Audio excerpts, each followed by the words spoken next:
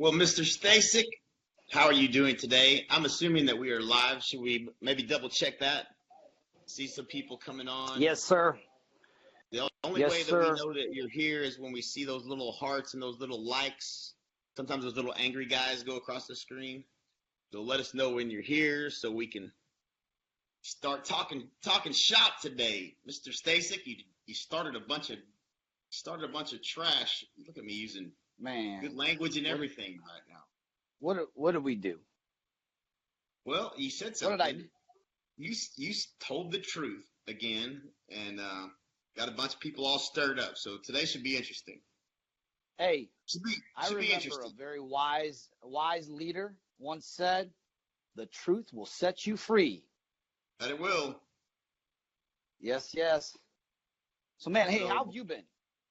you know what? How have you been, Best dude? day of my life. Every That's day. funny. I mean, Mine too. it's it's funny how much little sleep that you need when you're having fun.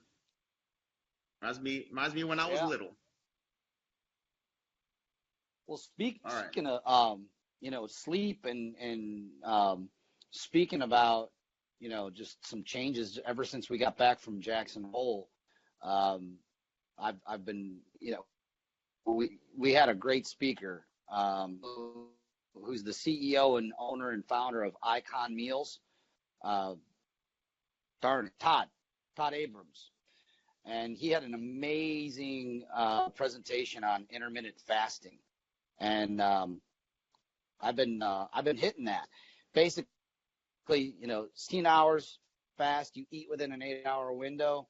I've always had a mindset for years. You and I, Mike, our entire real culture is one of the big key things other than just real estate is fitness. We've all been about health, fitness. Mike started a great Facebook accountability thing on fitness. People have lost massive amounts of weight. I've actually, over the last 3 years or so, have dropped 28 pounds. A lot of that is as a result of the accountability, and it's been amazing. But I've had this mindset because I've listened to certain other, gurus, what have you, about always eat 5 times a day, 6 times a day. I could never do it. We're busy. I don't have time to do the meal prep and just make all those meals. And I'd try to do it. I'd start to do it, and then I'd inevitably just fall off and wouldn't be able to eat that many times. And so I've been trying this intermittent fasting. I can tell you this. I feel amazing. Patty's doing it. We're doing the keto cream instead of my other cream in the coffee in the morning. Energy levels up, if that can even happen, because I feel great every day, even prior to doing this. But if there's such a thing, I feel great. Patty feels amazing, and it's been changing. I mean, I feel great, and what I understand is it's good for your brain too. Right. Get that brain going. So we're about to get that brain going today. So so first of all, let's give Todd Abrams a shout out. If you do not order your meals from Icon Meals, or you don't know who Todd Abrams is, go follow Icon Meals. Huge company. They do we do all our meal prep stuff there. Great guy. Came and spoke at our mastermind. Very gracious friend of ours. He's amazing. So knows a lot of stuff, and definitely has the best meal prep stuff that you can get your hands on. So yeah, check him out. Yes. I want to start. And he's a great guy too. He is a great dude, and he's a hell of a snowboarder. I want to start this off by saying one thing, Al, and that is, anybody who got on here thinking we were going to say anything bad about Gary Keller has lost their mind. I can tell you this much right now. I have nothing but respect for Gary Keller, and he's impacted my life immensely. I know he's impacted your life immensely, and many of the people that are going to be watching this are the same. He paved the way for an agent-centric company to exist, which is what we are at eXp. And so I just want to start off this broadcast by, if you have some respect and some love for Gary Keller, hit that like button, hit that love button, and show the guy some respect, because he changed the real estate industry, regardless of what he may have said, and maybe you don't agree with it. But, I think you have to give the man respect, and I have nothing I'm not surprised at all that he might say those things on, on stage at all. If a disruptive company is threatening your existence, whether they're 1,000 agents, 8,000 agents, or 50,000 agents, you're going to do what you've come to call the FUD factor, Al, which is exactly what it is. But I think, I think we all have a lot of respect for him, regardless of what he said. That's not a big issue. He's obviously not clear how to compete with this business model, and that's cool. Yeah, I mean, look, I mean, we talked about this a lot. Obviously, there was some pretty strong supporters on both ends of that, and look, obviously, the thing with FUD is that where did it come from? I think it was an IBM thing. I actually had it. I found where it came, but it's basically fear, uncertainty, and doubt. And FUD is used strategically to usually influence the perception by disseminating negative or dubious or false information, to make whatever they're saying, appear real. And look, when you're trying to, I'm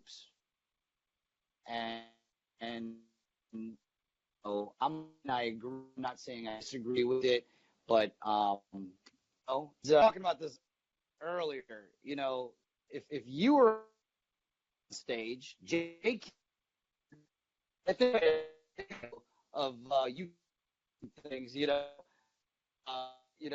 what you're passionate. One of the things Jake Kinder's known for, one of the things I was attracted to was the fact of your passion changing the industry for fixing. I think that's what you and Gary share out, and that's how this one came out. I don't know what we, and that's what we're here to talk about. Right on, right on. And I can't tell if it's me or you, but I'm getting a little bit of breaking up. It's probably my internet. I'm about to lose my shit. You there? You there? Amber, will you turn off all the fucking iPads?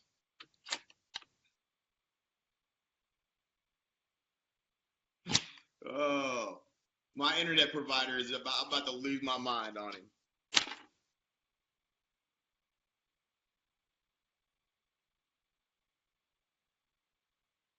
We got you yet? We got you back. Can you hear me? Yeah, I can hear you now. Is that my connection bad? Hey, listen to this. So I talked to my internet provider yesterday, and we isolated it down to my daughter's iPad. It eats up all the bandwidth because some Sesame Street game that's always running or something like that. So anyways, I guess my wife was doing a good job probably keeping the kids at bay. But I can't do a Facebook Live if that's the case. So now we're going to get crying kids, but that's all good because that's just what it's like in my house all day. So now you get to experience what I get to experience. Hey, it's okay. Here's the thing. I thought that you were just sitting there staring, and I might have put you to sleep. I have that effect on some people.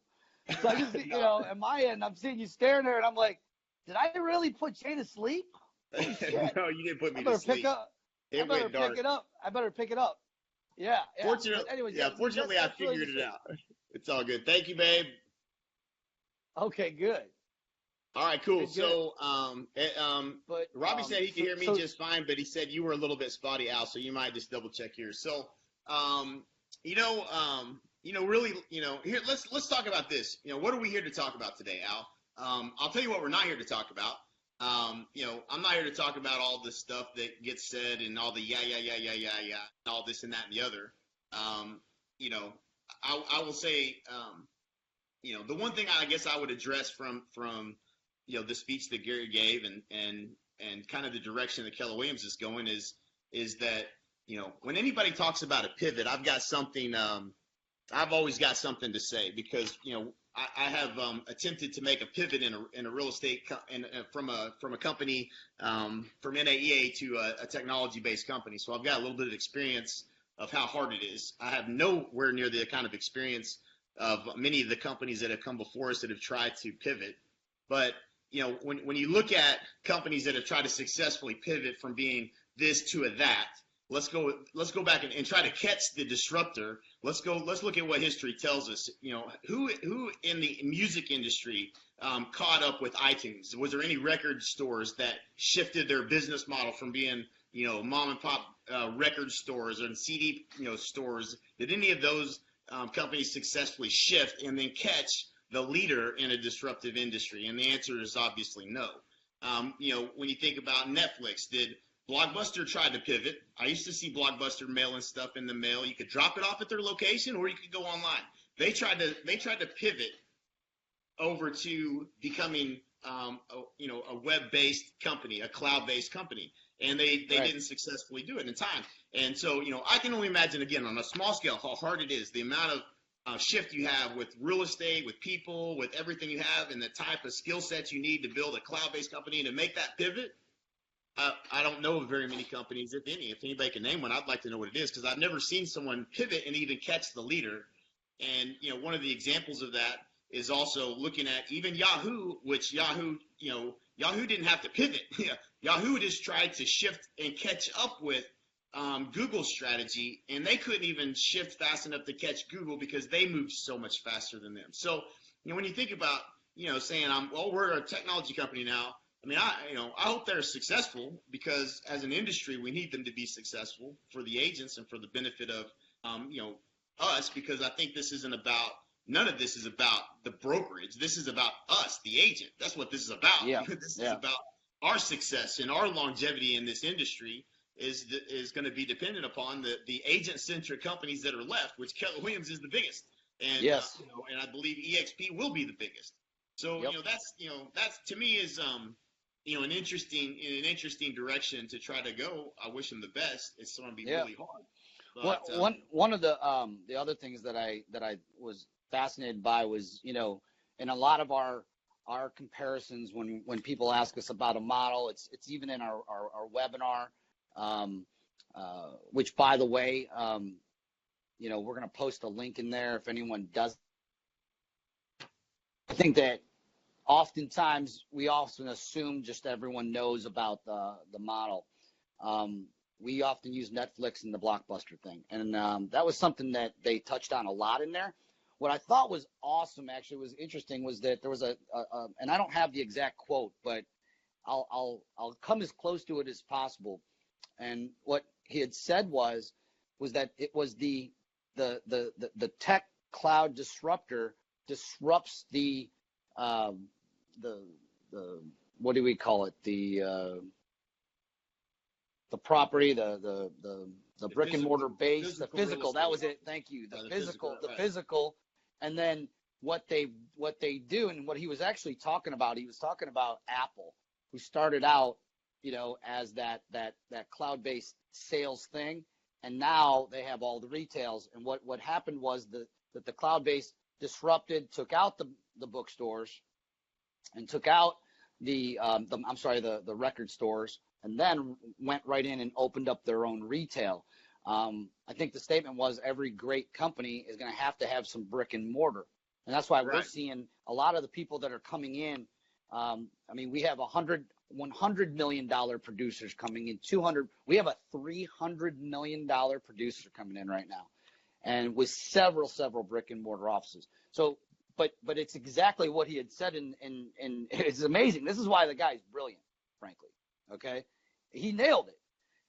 It's that disruptor that's coming in and reinventing the way that physical office looks, and making the model tweak around it. And I've had to shift my model as an independent broker with the brick and mortar. I shifted my model around, and even financially had to tweak it a little bit to where the puck's going. And that was pretty cool to listen to. Right. Yeah, that was definitely definitely interesting. One of the things that I've been here's what I've been a big fan of. A lot of our very close friends know this. Obviously, about all of us, the reason we're the National Association of Expert Advisors is because I'm all about being not just positioned as the expert in the relationship with the consumer, but really delivering above and beyond at the highest level. And I believe that there should be higher standards in the industry for professionalism.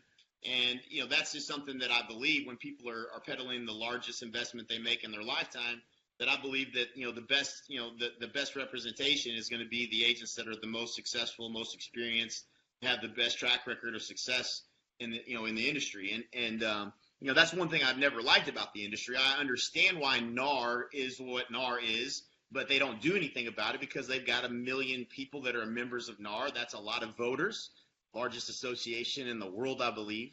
And those voters are who what get things done to protect us as an industry. So, in some ways I understand why we are the way we are, but for me, I always wanted to be positioned as something different. It's about the consumer. It's about the consumer experience. I've said it 1,000 times. I know I'm probably never going to stop saying it, but the difference between you look at other industries, Al, and you say, well, what is different about Ruth's Chris and a Western Sizzling? Well, instantly the difference. Your bill's going to be bigger, right? The steak's going to be better one versus the other. But what's the difference between a Ritz-Carlton and a Motel 6? You instantly can tell me as a consumer the difference between the two brands, but you can't do that in real estate. If I say Keller Williams, Coldwell Banker, Century 21, ERA, it doesn't matter. Independent company, doesn't matter. The consumer says, I don't know the difference. They're all the same. And right. So what really matters is the consumer and how we manage the consumer experience. I think the reason that eXp is an agent-centric company is because they understand that we as the agent drive the consumer experience. When you leave whatever company you leave, all your clients come with you. Not one person that I talked to that came to eXp was worried about whether their clients would follow them wherever they went. Not one. Maybe one person was concerned about a brand that was brand new in the marketplace that I've ever talked to. So we know that as an industry that we control the consumer experience. Brokerages have nothing to do that. That's why an agent-centric culture is the way to disrupt, and that's why the future is going to be an agent-centric culture, because the agents drive the relationship. So, when I look at what is this disruption going to come from? Because this is the question I get the most from the smartest people is, well, we're going to get disrupted. Because I've been saying it since 2011. We can go back and watch all the tapes in CD, but they're actually on DVD probably. But, you go back to, 2011 and, the very first year we were an association, we said we're going to be disrupted. Now I've seen hundreds of millions of dollars get thrown into the ocean of trying to disrupt us as real estate agents. And is anybody here having a worse year than they had last year, or a worse year than they had the year before, or a harder year than they had the year before? Because give me a like if you're loving real estate and it's going pretty darn well for you right now. Because that don't seem to be working. I don't believe it's quite as bad as I thought it was going to be. I mean, what do you feel like, Al? Is it dramatically harder with these, literally billions of dollars being dumped into disrupting us as real estate agents? Is it really, are we all getting our asses handed to us, or am I missing something? Nope. The only difference is that the biggest tech giant out there, which in our industry is Zillow at this point, has figured out a way to wiggle their way in between, that consumer, that lead, and without even a real estate license, basically get the equivalent, I think we were saying, of a referral right. fee, but yet be able to get it up front, I think is what we were talking about, right? Right. Yeah. I mean, think about it. And this is where I really challenge all of our thinking. And again, I don't pretend to be right here, guys. Let me just be real clear about this. I ain't got all the answers, but I'm definitely going to be pushing back on the thinking. And what I believe is true, and it's somebody who's, I know a bunch of you that are paying a bunch of money to Zillow. I believe that is our biggest threat because they have the most data and they have the eyeballs. And when here's what I learned about being successful in real estate. When you become the first person the consumer thinks about, then you win the game. That really is when you become the first person the consumer thinks about when it comes to selling a home, you win the game. Now, with everyone we've ever coached, many of the top number one agent in every marketplace, if you're in the top 5, we probably coached with you, coached next to you, worked with you, paid the same money you paid to get to an event. So we know all the top agents in the country. That's why all the top agents in the country are starting to move to eXp, because we all see the same thing. We all get it. But when we'll talk more about those $100 million producers and everybody that's coming over to eXp and why all the big heavy hitters are moving a little bit later, Al. But the thing that we know is that when you become the dominant brand in a geographic area, you can win. You can really win. I still believe that's going to be true in real estate. I don't believe that there's any algorithm that's going to make somebody think about somebody else differently, and change the mind of the consumer of who's the agent that's the best to serve them in a particular area. There's quite a bit of, there's some things that are catching on as far as disruption. I think that I'm seeing TV commercials for, I can't remember, Al, what's the one that is, they basically go in the neighborhoods and tell you who your top agent is, and they sell you all back your referral fees. Remember which one that is? Oh, yeah. We use it. It's called Home Light. That's it. Home yeah. Light. Yeah. So Home Light. So Home Light. Guess what Home Light didn't do? They're going to owe us big now. Right. But listen to this. Yeah, right. So, but listen to Home Light. What are they doing with those leads? All that data they're getting, and what are they doing with all that? They're just giving it back to the real estate agent. They're doing the same thing everybody else is doing. What is Zillow doing? What are they doing with all that? Are they in real estate? Nope. Will they ever become a real estate company? Nope. You know why? Because their stock would plummet, because the valuation of Zillow would go to nothing, because real estate companies aren't worth anything. So then let's look at what has Zillow done with all this data. Who do you think has the most data on the planet? Zillow. In terms of real estate deals, Zillow. So let's see, Zillow, have you figured anything out? Because here's what I believe. I'm going to push back on that. We have the most amount of data. We do. That's true. It all comes from us. Right. We should keep it that way. I learned that from Gary, too. Right. There is no doubt. That's true. Yes. But Zillow's the bigger threat. They're definitely the biggest threat. But when I think about all the agents that we've coached around the country for years, and I look at all the platforms that we could be using, that we've used successfully, all of them, from every single one of them, from Tiger Leads to Boomtown to Commissions Inc. to Conversion to whatever the next one is that's a platform that's out there. Obviously, Money Tree or Market Maker. Those are all tools that work. They're all tools that generate leads and you close more deals. Period.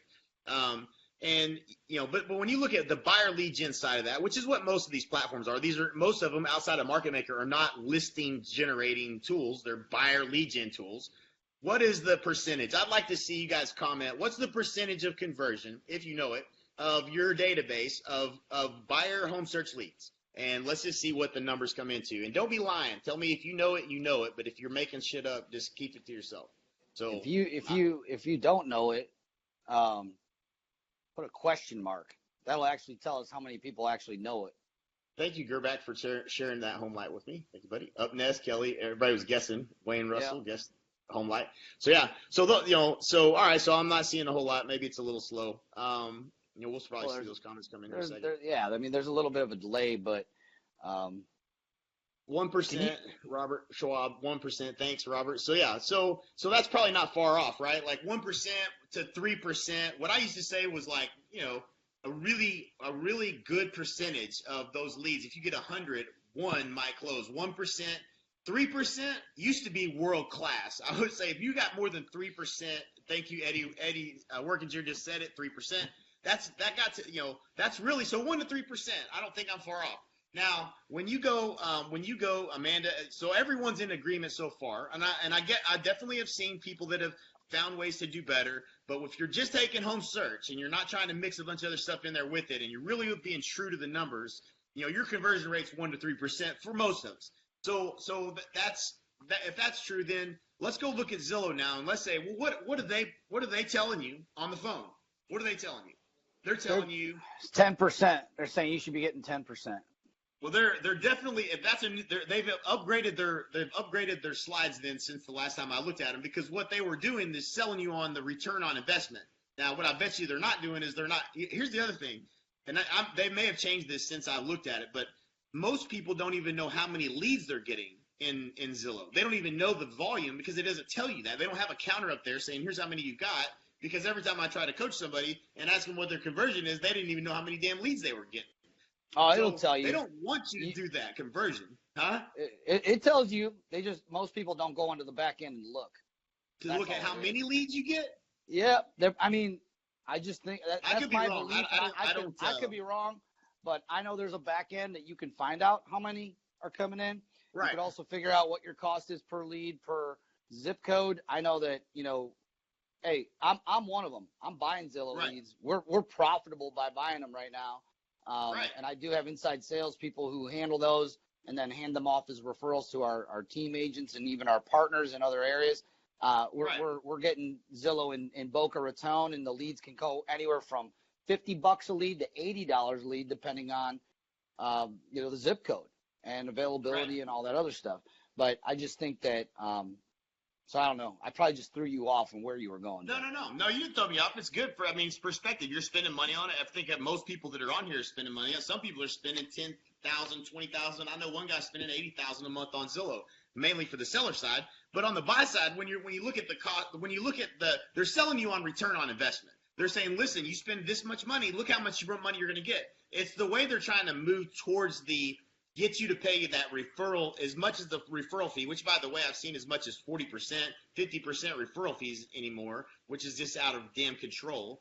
But, if I'm going to take half your money, well, what's the return on investment? Well, if you doubled your money, that's 100%. You doubled your money. Wouldn't you want to double your money and spend money at Zillow? All they're doing is repositioning. What we already know the return of investment on is in lead generation. They haven't, and my point in all of this is this. They haven't found a way to utilize that data in a way that increases conversion dramatically of the traffic that they're generating. So what that tells me is, and again, I could be wrong, but what that tells me is that this data game is hard to figure out. And all I know is I would love to figure it out, but I'm not going to put my millions of dollars on the line to try to figure it out. That's not to me, that's just not right now where I would be investing to try to solve. Sure, AI I think has some legs down the road, but at this point, if Zillow hasn't figured it out, I'm pretty sure that you're better off spending your money becoming the brand in your marketplace than you are trying to become a data scientist. And I think Gary even made that comment in the comments as well. Is it costs you a lot of money to play that game. Hey, so you're trying to say that was AI, not AL? I thought he had my name up on screen in that talk. I thought he was talking about you. I thought it said Al. Al's intelligence. Yeah. Right. So yeah. So I think that's okay. Yeah. So anyways, that's all I got about that. But I don't believe that if you were going to compete with, I'll take a platform any day over, or you can buy the leads from Zillow. That's fine with me. I don't care. Whatever you can get a good return on investment. This is a business we're in. I do believe that the end-to-end platform being in Zillow, is it a threat? Yeah, okay. But sales data is available to anybody. So what is the difference between sales data and somebody who goes under contract just because they own dot loop? Is that a big threat? Yeah, maybe it is. I'm not a big proponent of using Zillow and using their tools. I do believe they are the enemy. I do believe Realtor.com is the enemy. But at the end of the day, I believe that the agent is going to prevail, which is why you're seeing the kind of growth we're seeing at eXp. Agents are going to be the ones that rule the world. Well, you actually said it brilliantly in that post. That by the way, I was actually floored that post got the attention that it got. It was nuts. I've actually never seen anything like it. But in going through there, I just learned something, and I learned something from you. It was amazing. You wrote, That's amazing. Everyone. If I say, hold on, repeat it, because I don't know if I'll ever be able to say it again. I wrote it right here. I got the note. Everyone's got three choices. You can build your own technology, partner with someone, or buy it when it comes to tech. And anyone that sees and understands the landscape knows the choice that building it sucks, all your cash out, and nobody's really figured out how to turn the data into cash. So, why wouldn't you partner while you're gaining market share with a disruptive model? That was brilliant. That's exactly what we're doing. It would actually be foolish, I think, for a company as young as we are, or to try to do that right now. I think it's the right play. I think our leadership has it nailed. And, you could literally blow through hundreds, of tens of thousands. You could blow through millions of dollars, millions and millions of dollars, and then in 2 years still not have it right. Right. We don't got I mean, this VC, like Redfin, 11, you wrote in here, 200 million, 11 rounds to Redfin, and the consumers still don't care about the discount. Compass, 808 million over 10 rounds. And so that they're buying agents, and no one really still knows the difference. Zillow, I think they're still tagging a net loss of 77 million or something like that. You can't. It's hard to peruse their financials and understand their how much money they're making or not making. They're making money right at this point. My thing is that it's extremely difficult and to start it now. I mean, I think it's a big, you roll the dice, and if you win, it does, just like many other things, it paves the way for all the other agent-centric models like us. So I just wanted to give you some props on that, because that among there were some other really good points made in that post. That was about it. And here's the thing. So I definitely don't claim to be any kind of big business guru. Okay, so let me just preface this comment with that.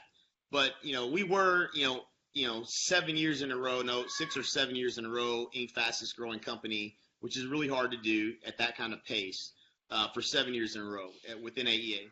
And the challenge that you run into when you're growing fast is cash sucks growth.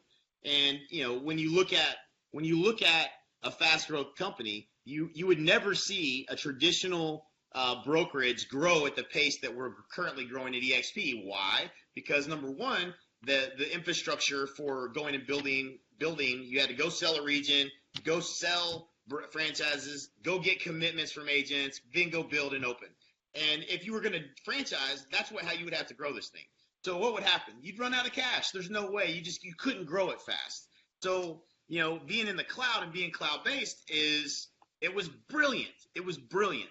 And regardless of what anybody says, it gives you the ability to grow exponentially, which is what's happening. If you look at the numbers in 2015, 864 agents. In 2016, 2,400 agents. 2017, 6,500 agents, 8,000 agents today. And from what I'm understanding, there is a whole bunch of agents right now that are already in processing for being onboarded right now. That puts us up another couple digits. So that's exciting, but that kind of growth doesn't happen. It doesn't happen in a traditional model.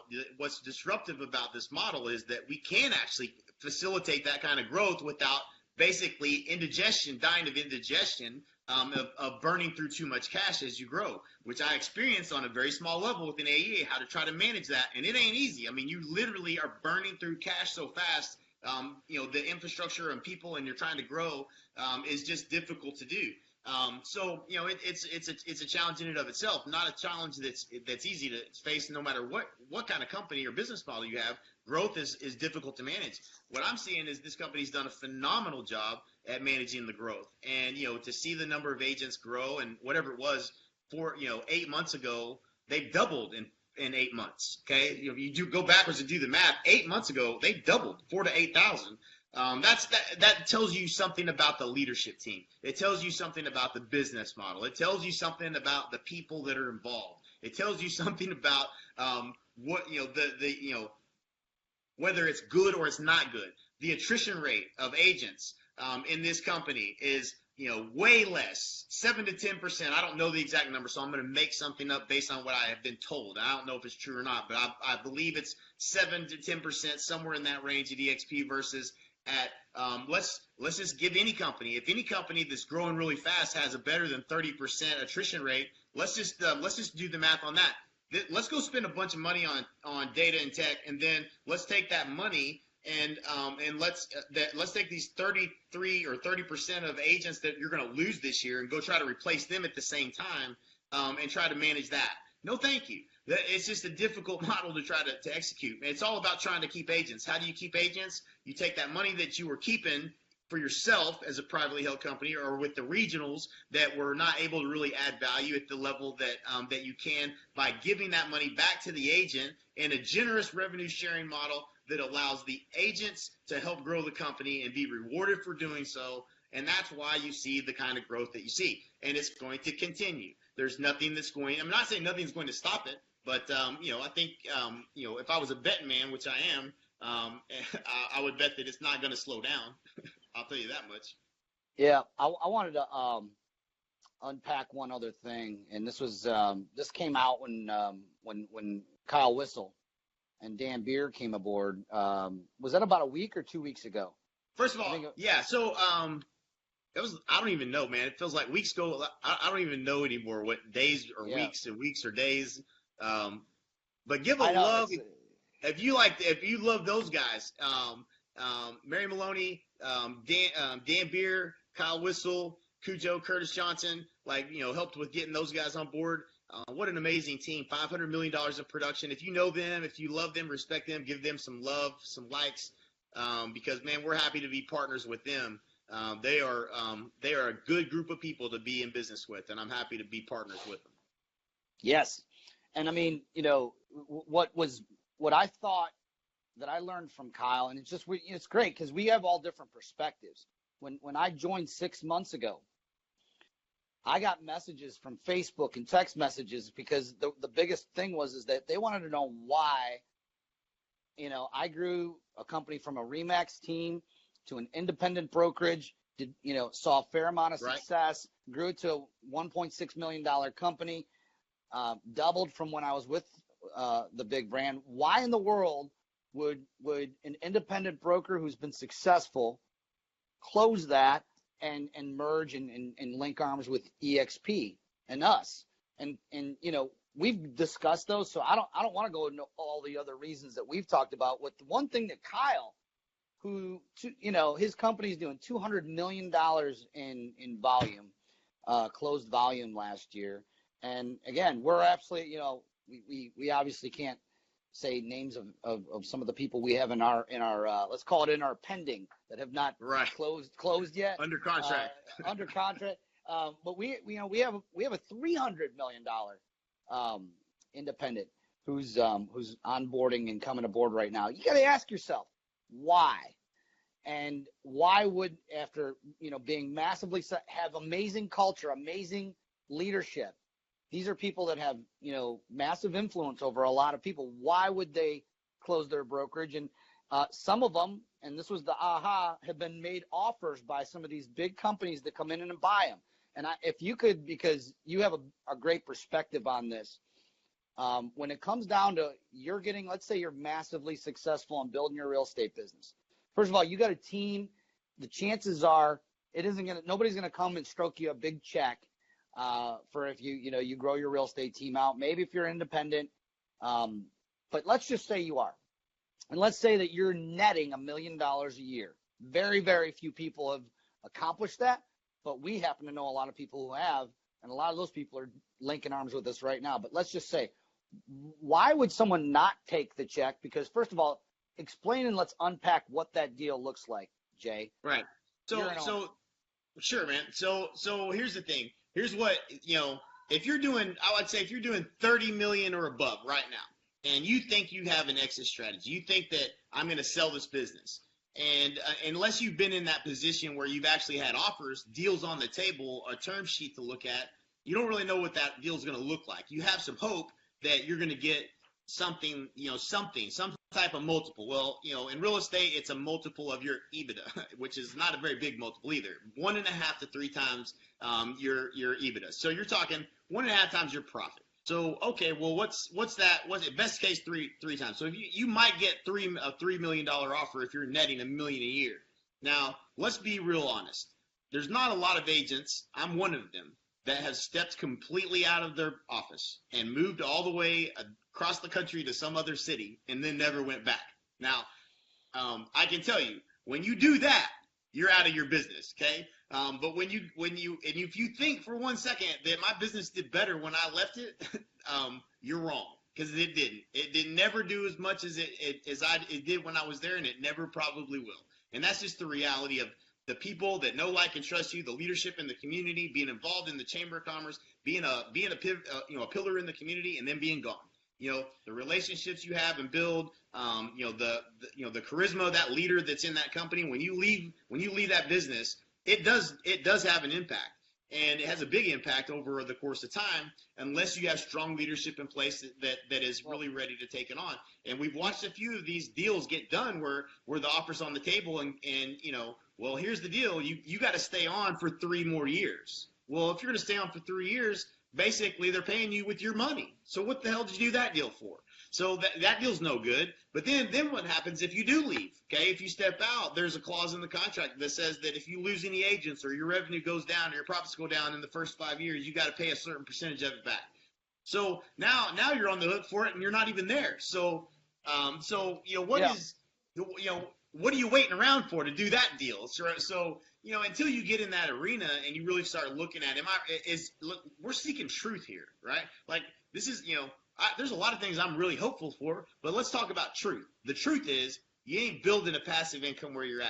The truth is, you're not going to get a big offer that's going to pay the payday you're going to be to live off of for the rest of your life.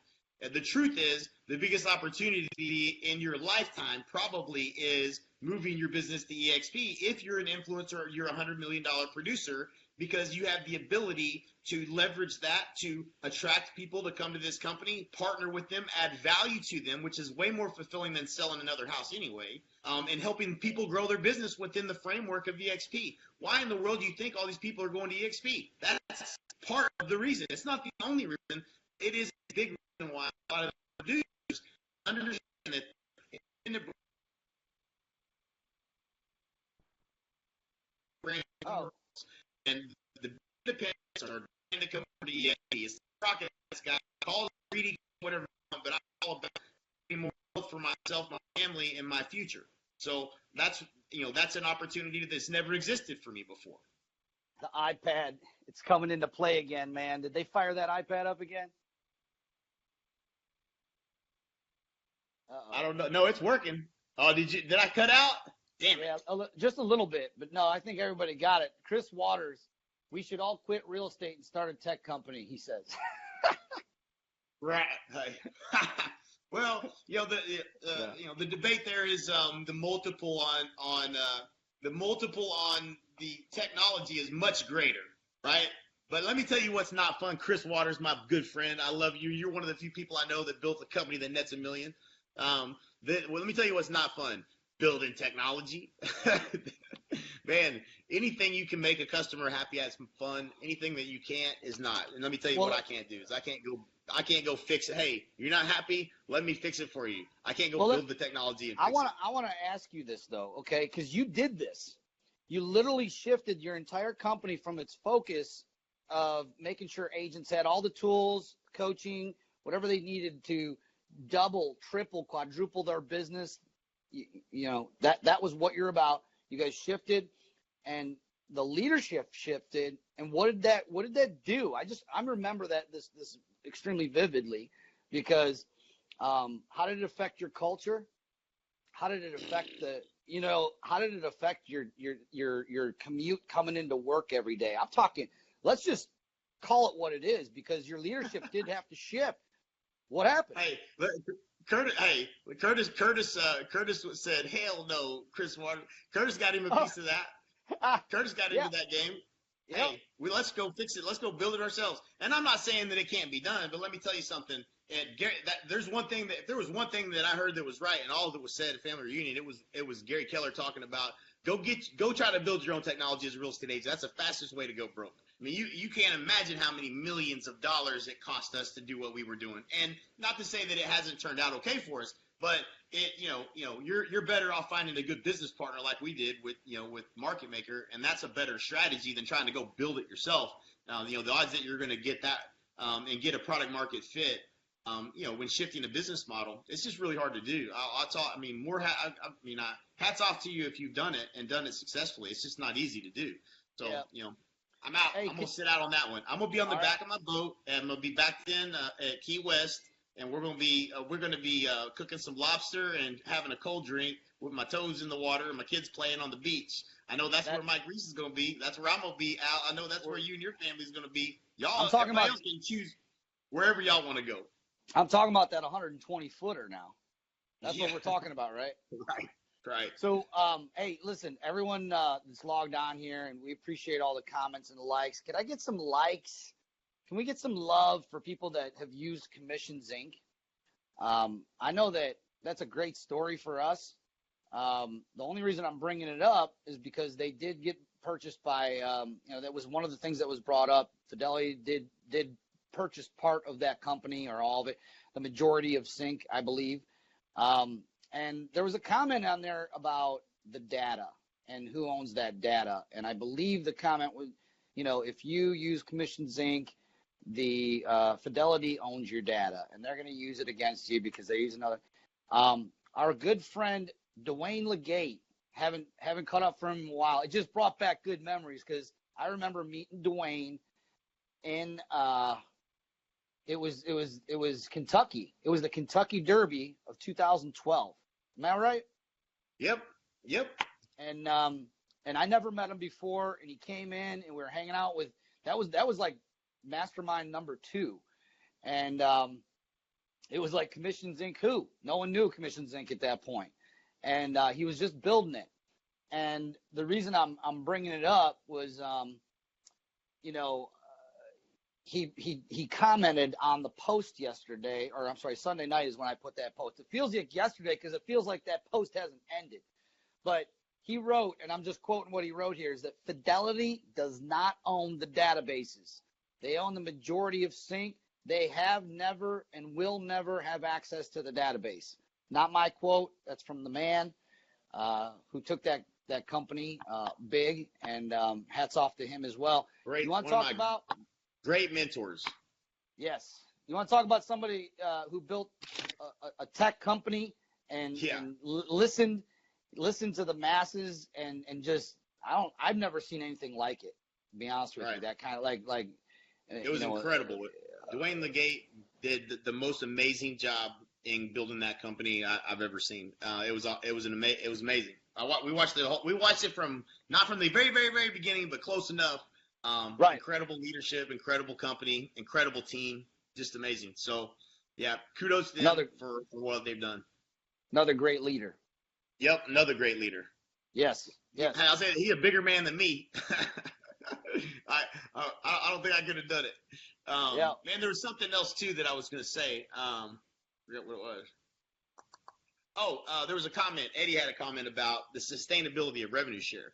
And I'm not trying to defend any comment here, but I would like to explain that there hasn't been any clarification. But here's the thing: when you're a brick and mortar company and you decide to try to go into revenue share with that business structure, it isn't going to work. When you're a cloud-based company that is saving hundreds of millions of dollars in infrastructure and is much more scalable and efficient, then the sustainability of revenue share is absolutely possible. How do you think any of these companies survive? What does Mr. Wonderful always want? Well, he wants money off the top. There's plenty of royalty deals out there. Franchises are royalty deals. Money off the top is not a bad business model. It's a really good business model, and to use it to spur the growth of the company, it's absolutely sustainable. That's not. That's been proven in many different models in many different ways. But from that perspective, of course it didn't work way back then. Well, I mean, that's the franchise model, right? I don't even think the internet was even. A percentage off the top of revenue is what a franchise gets. Usually it's 10%, right? Right. I think what's important to point out, what was said in there was that we tried that. It didn't work. Now, I don't know exactly when it was, but from what I understand, it was either in the 80s. It was definitely before the cloud came out. That's for sure. It was before the internet. It might even before Al Gore invented the internet, okay? So without the internet, I would agree. That is an uphill. You're pushing a. How you going to grow it? You want to give clarity without, Right. We didn't come out here with our gloves on. We came here just for some clarity. I was just answering a question. That's all. Eddie, quit trying to spark up a fight. Stir that. But that's easy to say, right? It's easy to say when you don't say why it doesn't work. Well, that's not good. We tried that. It didn't work. Well, so I tried postcards. That doesn't work. Well, I've tried postcards and I made it work. So you tell me what the postcards don't work? Okay. All right. That business model doesn't work. You'll never find one ever on the planet that works that way. Bullshit. Okay. Hey. That's not true. Hey, did you know, did you hear about the agent who tried, calling FSBOs and expireds and it didn't work? Doesn't work. Can't do it. Because he stopped after the second. All right, I gotta stop because I'm getting too ornery, and I don't mean to be disrespectful. Oh no. So of course not. Cool. Any other questions, Eddie? You trying to poke the bear? Look at you. What else you got? What else you got? You're the. Did you just like throw in the sensor? You're like the. I did a little bit. I don't have much of in the sensor, man. I don't. I really don't. Don't come at me. I mean, I just don't. But there's a better way. Can become a better person. That is right. We got a lot of people on. So what's up, Terry? Yeah. Terry Parnish on here, and also Terry from Lake Latonka. What's up, Terry? I saw him post. Mike Gerbic. Gerbic, we could probably bring him on here. I mean, he's been through this. He just sold a company. Ups, downs, this and that and the other. I'm sure he's got stories to tell. Invite him on. Doing good, man. Doing good, Terry. Good to see you on here, my friend. It's been too long since I've seen you, man. Steve Freeman. What's up, my brother?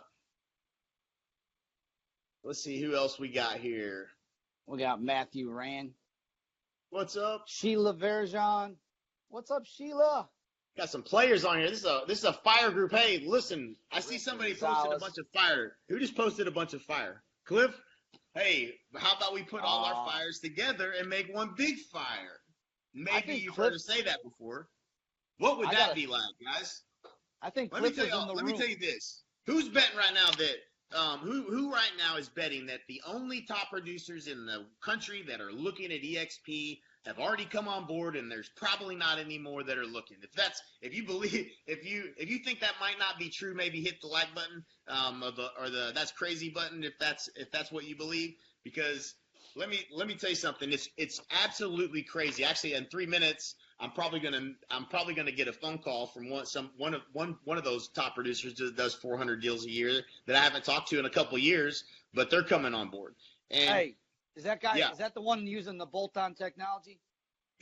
Oh man! Yeah, actually, in fact, I think he does actually.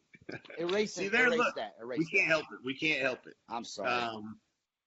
So no. The reality is right now, if we literally listed just the people that we're working with, not even talking about, I don't know who else might be working with somebody, but just the people who are partnering with us at eXp that see the vision and the opportunity that we see within this platform.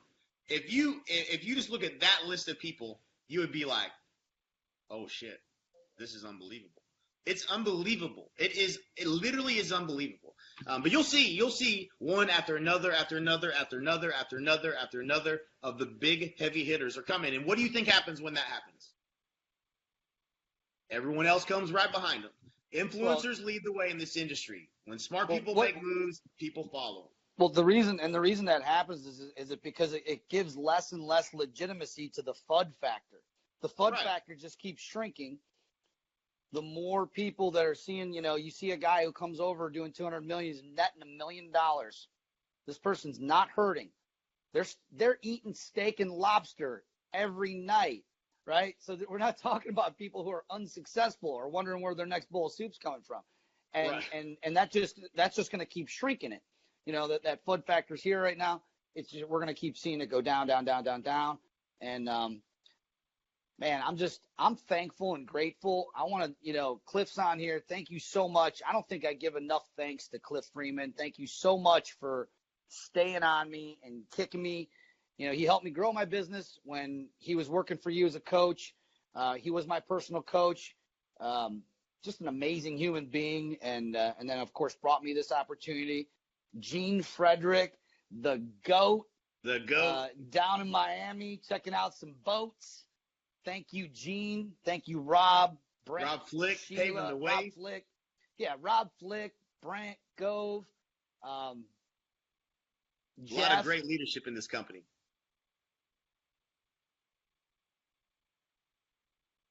All I see is Al's Every eyes single are day. closed. There he is. I couldn't see. Was the iPod? Is the iPad? I don't know. Messing The with internet's trying to shut us down. Yeah. Love you too, Yep. Cliff. What's up, Jeremy? What's up? Yeah, man, I'm excited. I'm excited about the future. I'm excited. Let me tell you what I'm excited about. I'm excited about the people that decide they want to partner with us and they want to go big. That's what I'm excited about. And David Von der Meulen was watching. I don't know if he's still watching, but he asked a question. Where'd it go? He said, you can remind the audience that the Marine Corps isn't just looking for anyone. Who's eXp looking for? And it's a great point. I think this is something we don't talk about often, but when you look at this business model and you look at everybody else's business model and you say, well, who's really looking for the true professionals in the industry? This business model does not cater to the average agent. It doesn't. I don't want an average agent. You ain't coming on underneath us as an AFA. I don't need you because you ain't going to produce for yourself and you ain't going to produce for anybody else. Why would I even want you on board? You're going to become a headache because you probably can't even log into the cloud and you can't figure anything out yourself anyways, and you're always going to create problems. So I wouldn't even want to work with you. Plus, if you're not doing deals, you ain't making anybody any money anyway. So why is anybody going to want to come over here to be on an island by themselves? This business model isn't built on average low producing agents. This business model is built on producing agents because producing agents actually benefit from bringing producing agents on and helping agents that if they're not a producer, but they're the right kind of mindset, helping an agent be more successful. It's the greatest culture I've ever been a part of. Everybody wants to see everybody succeed. I mean, it's wait a second. You're saying these agents we're bringing aboard actually have to sell houses? Yeah, that's it. Not just to their mom, cousin, and brother either. What a novelty. Right. Man. Sell three and you're out the door. That's not this model. It's just not. Yeah. Yeah. I'm not saying that they're not going to be they're not already are some agents that don't sell any houses. I mean, my son's brand new. He hasn't sold a house yet. You know what I'm saying? But, there's going to be, but here's the thing. The incentive, this company, the incentive, the structure, the business model, the compensation model in this company incentivizes me for making you productive. Why would you not want to partner with us at eXp? You would. That's we're the talking whole about the game. dream team. The dream team goes back to Curtis. I mean, I remember I met Curtis Johnson at your EGS. He was on stage talking about and teaching agents what they are worth and how to earn what they're worth. And I bought his program. I probably watched. First thing I did is I ran home. I played it for my entire team. We learned from it. I mean, these are the kind of people. These are the people that are like, I'm not going to wait for this person to train me. They put out the training, the coaching. We have all of that value harnessed. And if you're a new agent and you're ready to, grow your career, I don't know anyone else who has a better arsenal of the things that the tools, the training, it's not, this isn't a bunch of motivation and stuff that doesn't work. Every single one of the people we just mentioned had businesses.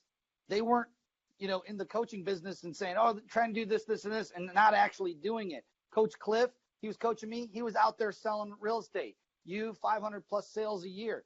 We know how to coach real estate agents to success. We've taken them from 15 deals to 50, from 50 to 100, 100 to, one of the gentlemen is coming in selling over 1,000 homes a year. And when we met wait till that bomb drops. Right. 1,000 agents a year joins eXp.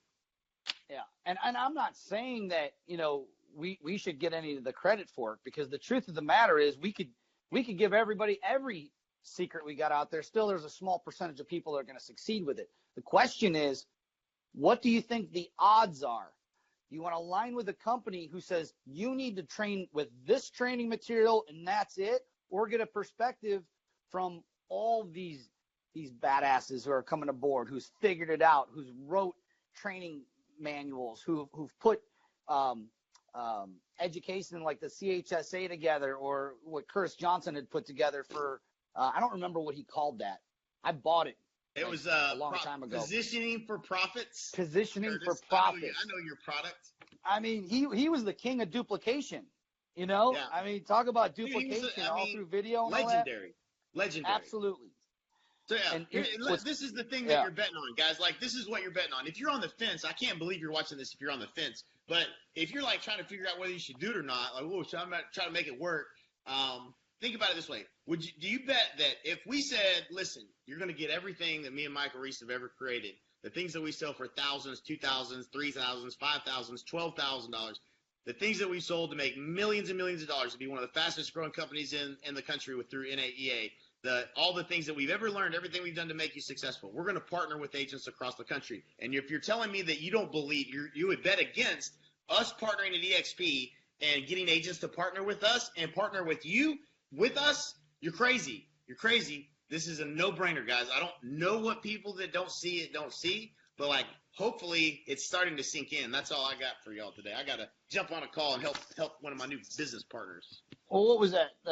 You never bet on the horse, bet on the jockey? Yeah, that's right. And I think we've said this before. I'm betting on the horse and the jockey on this one. We got a damn good horse and some pretty good jockeys. We really do. We really do. And I'm going to name this horse Bolt. That's his name. I'll tell you what. Okay. It's the best stable of horses I've ever been able to work with. I'm having the most fun I've ever had, Mr. Stasic, working with you and everybody else that's on board. Give me some likes. Give me some likes. I want to see some likes if you are having fun and you are aboard. And if it's the most fun that you've ever had, hit that like button as many times as you possibly can, because I'm going to hit it because I'm having the most amount of fun ever. And I'm happy to be working with you and all these new people that are coming aboard and having these types of conversations and making changes in people's lives. And I think that's about it. There we go. That's it. Blowing up. Adding value to people's lives. There it is. Well, hey, we appreciate everybody. We appreciate all the messages that we got, and we appreciate all the passion. And we just want to remember, man, we are all in this together. Yep. We know that we're one team. It's all one industry. That's right. Fighting for each other as agents, as being the solution and the value add for the consumer. So if you think there's another fight you're fighting, you're wrong.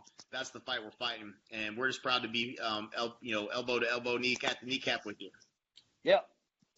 And man, everybody have a great day, and thank you again for all the messages. And as the term you've coined, we will see you at the top or from the top. Make it a great day.